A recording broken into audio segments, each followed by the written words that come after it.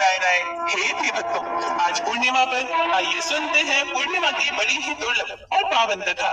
द्वापर युग में एक समय की बात है कि मैया यशोदा ने भगवान श्री कृष्ण से कहा कि हे कृष्ण, तुम सारे संसार के उत्पन्न करता, पोषक तथा संहार करता हो।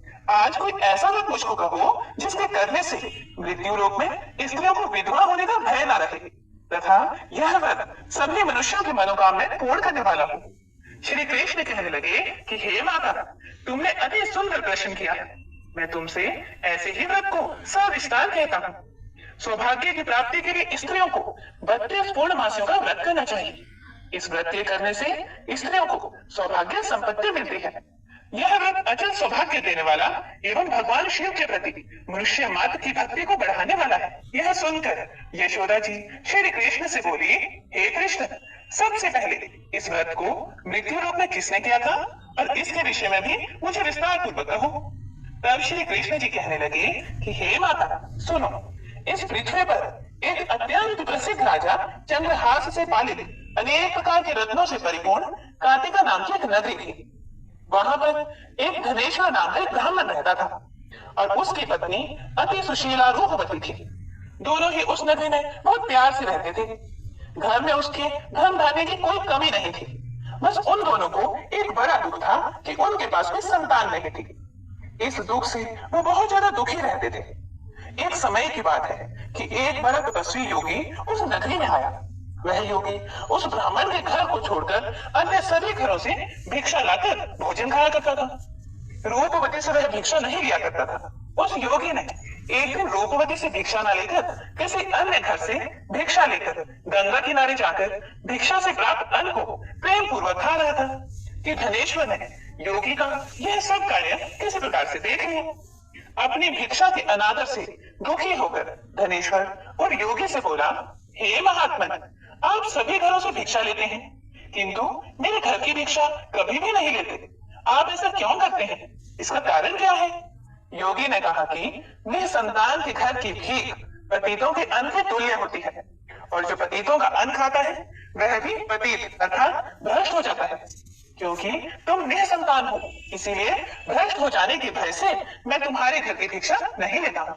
यह बात सुनकर धनेश्वर बहुत दुखी हुआ और हाथ जोड़कर योगी के पैरों में गिर पड़ा। आप भाव से कहने लगा, हे महाराज, यदि ऐसा है तो आप मुझको पुत्र प्राप्ति का कोई उपाय बताइए। आप तो सर्वज्ञ हैं, मुझ पर अवश्य ही यह कृपा कीजिए। धन की मेरे घर में कोई भी कमी नहीं है, परंतु मैं पुत्र न होने के कारण बहुत ज्यादा दुखी हूँ। आप मेरे इस दुख का हरण करें। आप सामर्थ्यवान हैं। यह सुनकर योगी कहने लगा, हे ब्राह्मण, तुम चंडी की आराधना करो। यह सुनकर वह अपने घर चला गया और घर जाकर उसने अपनी पत्नी से यह सब वृतांत कहा और स्वयं तप के निमित्त वन में चला गया। वन में जाकर उसने चंडी की उपासना की और उपवास किया। चंडी ने 16वें दिन उसको स्वप्न में दर्शन दिया और कहा, हे धनेश्वर, जा, तेरे पुत्र होगा, परंतु वह 16 वर्ष की आयु में ही मृत्यु को प्राप्त हो जाएगा। यदि तुम दोनों स्त्री पुरुष 32 पूर्ण मासियों का व्रत विधि पूर्वक करोगे तो वह दीर्घ आयु होगा। जितनी तुम्हारी सामर्थ्य हो, आटे के दिए बनाकर शिव जी का पूजन करना। सुबह होने पर इस स्थान के समीप ही तुम्हें एक आम का वृक्ष दिखाई देगा। उस पर तुम चढ़कर एक फल तोड़कर शीघ्र अपने घर चले जाना। अपनी पत्नी से सब वृतांत कहना। ऋतु स्नान के पश्चात वह स्वच्छ होकर श्री शंकर जी का ध्यान करके उस फल को खा लेगी। तब शंकर भगवान की कृपा से उसको गर्भ हो जाएगा। जब वह ब्राह्मण सुबह उठा तो उसने उस स्थान के पास ही एक आम का वृक्ष देखा जिस पर एक अत्यंत सुंदर आम का फल लगा हुआ था। उस ब्राह्मण ने उस आम के वृक्ष पर चढ़कर उस फल को तोड़ने का प्रयास किया, लेकिन वृक्ष पर कई बार प्रयास करने पर भी वह नहीं चढ़ पाया। तब तो उस ब्राह्मण को बहुत चिंता होने श्री गणेश जी की वंदना करने लगा। हे दयानिधि, अपने भक्तों के विघ्नों का नाश करके उनके मंगल कार्यों को करने वाले, दुष्टों का नाश करने वाले, रिद्धि सिद्धि के देने वाले, आप मुझ पर कृपा करके इतना बल दें कि मैं अपने मनोरथ को पूर्ण कर सकूं। इस प्रकार गणेश जी की प्रार्थना करने पर उनकी कृपा से, गणपति जी की कृपा से धनेश्वर वृक्ष पर चढ़ गया और उसने एक अति सुंदर आम का फल देखा।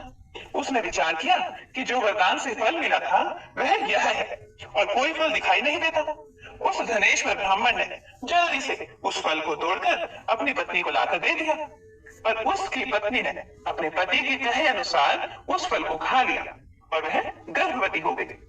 देवी जी की असीम कृपा से उसे एक अत्यंत सुंदर पुत्र उत्पन्न हुआ, जिसका नाम उन्होंने देवी दास रखा। माता पिता के हर्ष और शोक के साथ वह बालक शुक्ल पक्ष के चंद्रमा की भांति अपने पिता के घर में बढ़ने लगा। भवानी की कृपा से वह बालक बहुत ही सुंदर, सुशील और विद्या पढ़ने में बहुत ही निपुण हो गया।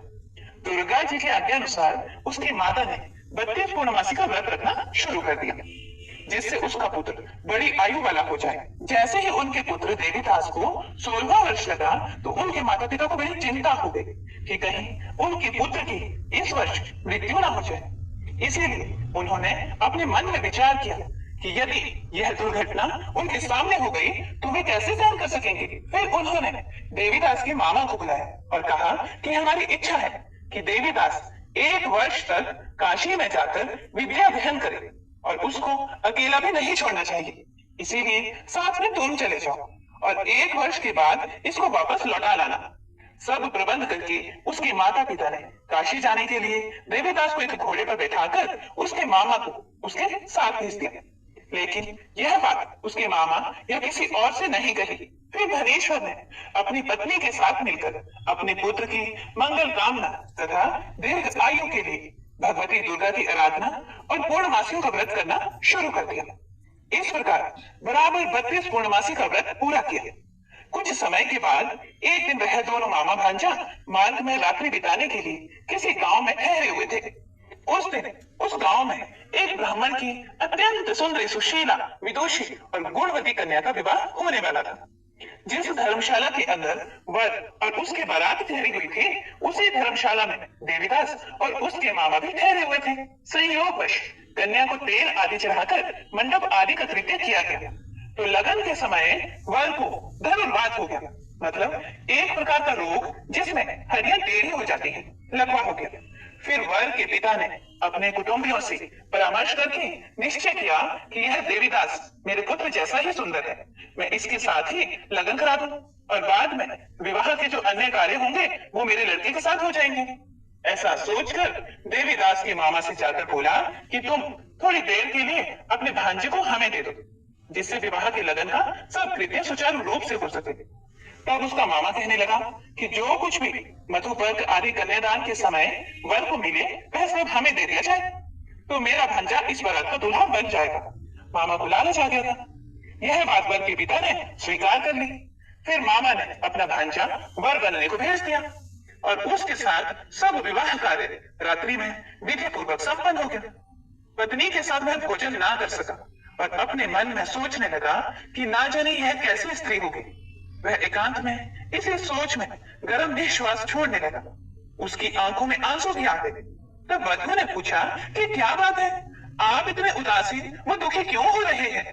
तब उसने सब बातें जो वर के पिता वो उसके मामा में हुई थी उस दुल्हन को बता दी। तब वह कन्या कहने लगी कि यह ब्रह्म विवाह के विपरीत हो कैसे सकता है। देव, ब्राह्मण और अग्नि के सामने मैंने आपको ही अपना पति बनाया है, इसीलिए आप ही मेरे पति हैं। मैं आपकी ही पत्नी रहूंगी, किसी अन्य की कदापि नहीं बनूंगी। तब देवीदास ने कहा, ऐसा मत करिए, ऐसा मत कहिए, क्योंकि मेरी आयु बहुत थोड़ी सी है। मेरे पश्चात आपकी क्या गति होगी। इन बातों को अच्छी तरह से विचार कर लीजिए। परंतु वह लड़की तो बहुत ही दृढ़ विचार वाली थी। बोली कि जो आपकी गति होगी वही मेरी गति होगी। हे स्वामी, आप उठिए और भोजन कीजिए, आप निश्चय ही भूखे होंगे। इसके बाद देवीदास और उसकी पत्नी दोनों ने भोजन किया तथा शेष रात्रि में सोते रहे। सुबह होते ही देवीदास ने अपनी पत्नी को 3 नगों से चढ़ी हुई एक अंगूठी दी, एक रुमाल दिया और बोला, हे प्रिय, इसे ले लो और संकेत समझकर स्थिर मन हो जाओ। मेरा मरण और जीवन जानने के लिए एक पुष्प वाटिका बना लो, उसमें सुगंधी वाली एक नव मलिका लगा लो, उसको प्रतिदिन जल से सिंचा करो और आनंद के साथ खेलो कूदो तथा उत्सव मनाओ। जिस समय और जिस दिन मेरा प्राणांत होगा, अर्थात जिस दिन मेरी मृत्यु हो जाएगी, ये फूल सूख जाएंगे और जब ये फिर हरे हो जाए तो जान लेना कि मैं जीवित हूँ। यह बात निश्चय करके समझ लेना, इसमें कोई भी संशय नहीं है। यह समझाकर वह चला गया। सुबह होते ही वहां पर गाजे बाजे बजने लगे और जिस समय विवाह के कार्य समाप्त करने के लिए वर तथा सब बराती मंडप में आए तो कन्या ने वर को भली प्रकार से देखकर अपने पिता से कहा कि यह मेरा पति नहीं है, मेरा पति वही है जिसके साथ रात्रि में मेरा पानी ग्रहण हुआ था। इसके साथ मेरा विवाह नहीं हुआ है। यदि यह वही है तो बताएं कि मैंने इसको क्या दिया। मधुपर और कन्यादान के समय जो मैंने भूषण आदि दिए थे उन्हें दिखाएं तथा रात में मैंने क्या गुप्त बातें कही थी वह सब मुझे सुनाएं। पिता ने उसके कहे अनुसार वर को बुलवाया। कन्या की यह बातें सुनकर वह कहने लगा कि मैं तो कुछ भी नहीं जानता। इसके पश्चात लज्जित होकर वह अपना समूह लेकर वहां से चला गया और सारी बारात भी अपमानित होकर वहां से लौट गई। भगवान श्री कृष्ण बोले, हे माता, इस प्रकार देवीदास काशी विद्या अध्ययन के लिए चला गया। जब कुछ समय बीत गया तो काल से प्रेरित होकर एक सांप रात्रि के समय उसको डसने के लिए वहां पर आया। उस विषधर के प्रभाव से उसके शयन का स्थान चारों ओर से विष की ज्वाला से विषैला हो गया, लेकिन व्रत राज के प्रभाव से उसको काटने न पाया, क्योंकि पहले ही उसकी माता ने 32 पूर्णिमा का व्रत कर रखा था। इसके बाद मध्याह्न के समय स्वयं काल वहां पर आया और उसके शरीर से उसके प्राणों को निकालने की कोशिश करने लगा, जिससे वह मूर्छित होकर पृथ्वी पर गिर पड़ा। भगवान की कृपा से उसी समय पार्वती जी के साथ श्री शंकर जी वहां पर आ गए। उसको मूर्छित दशा में देखकर पार्वती जी ने भगवान शंकर से प्रार्थना की कि हे महाराज, इस बालक की माता ने पहले 32 पूर्णिमा का व्रत किया था, जिसके प्रभाव से हे भगवान आप इसको प्राण दे दें। भवानी के कहने पर भक्त वत्सल भगवान श्री शिव जी ने उसको प्राण दान दे दिया। इस व्रत के प्रभाव से काल को भी पीछे हटना पड़ा और देवीदास स्वस्थ होकर बैठ गया।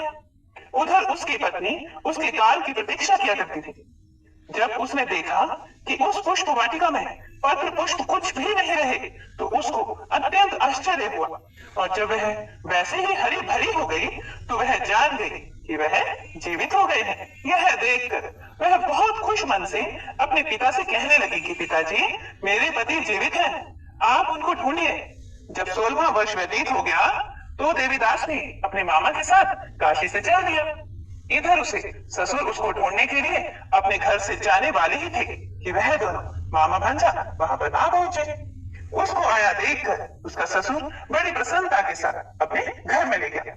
उस समय नगर के निवासी भी वहां इकट्ठे हो गए और सब ने निश्चय किया कि अवश्य ही इसी बालक के साथ इस कन्या का विवाह हुआ था।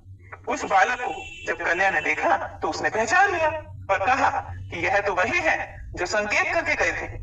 उसके बाद सभी कहने लगे कि भला हुआ जो यह आ गया और सब नगरवासियों ने बहुत खुशियां मनाई, आनंद मनाया। कुछ दिन के बाद देवीदास अपनी पत्नी और मामा के साथ अपने ससुर के घर से बहुत सा उपहार आदि लेकर अपने घर के लिए प्रस्थान कर दिया। जब वह अपने गांव के निकट आया तो कई लोगों ने उसको देखकर उसके माता पिता को पहले ही जाकर खबर दे दी कि तुम्हारा बेटा देवीदास अपनी पत्नी और मामा के साथ आ रहा है।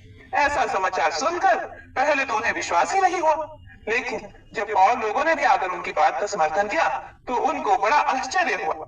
लेकिन थोड़ी देर में देवीदास ने आकर अपने माता पिता के चरणों में अपना सिर रखकर प्रणाम किया और उसकी पत्नी ने अपने सास ससुर के चरणों को स्पर्श किया तो माता पिता ने अपने पुत्र और पुत्र वधू को अपने हृदय से लगा लिया और दोनों की आंखों में प्रेम के आंसू बह गए। अपने पुत्र और पुत्र वधू के आने की खुशी में धनेश्वर ने बड़ा भारी उत्सव किया और ब्राह्मणों को भी बहुत सा दान दक्षिणा देकर प्रसन्न किया। श्री कृष्ण जी कहने लगे कि इस प्रकार धनेश्वर 32 पूर्णिमाओं के व्रत के प्रभाव से पुत्रवान हो गया।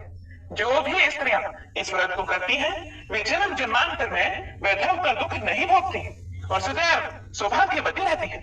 यह मेरा वचन है, इसमें कोई भी संदेह नहीं मानना। यह व्रत पुत्र पौत्रों को देने वाला तथा संपूर्ण मनोकामनाओं को पूर्ण करने वाला है। 32 पूर्णिमाओं के व्रत करने से व्रती की सब इच्छाएं भगवान शिव की कृपा से पूर्ण हो जाती हैं। प्रेम से बोले शंकर भगवान की जय, माता पार्वती की जय।